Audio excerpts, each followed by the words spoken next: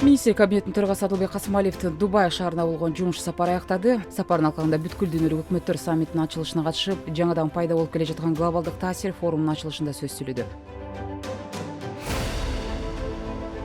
Касымалиев Бириккен Араб Эмираттарынын вице-президенти, премьер-министрдин орун басары, президенттик иштер министри Мансур бин Заид Аль Нахаян менен, Бириккен Араб Эмираттарынын министрлик кабинетинин иштери боюнча министри Мухаммед Абдулла Аль Гергави менен, Бириккен Араб Эмираттарынын экономика министри, Кыргыз Эмират өкмөттөр аралык комиссиясынын тең төрагасы Абдулла бин Тук Аль Мари менен, Абу-Даби өнүктүрүү фондунун башкы директору Мухаммад Аль Сувайт менен эки тараптуу жолугушууларды өткөрдү. Касымалиев Масдар жана Google компанияларынын өкүлдөрү менен жолугушууларды өткөрдү.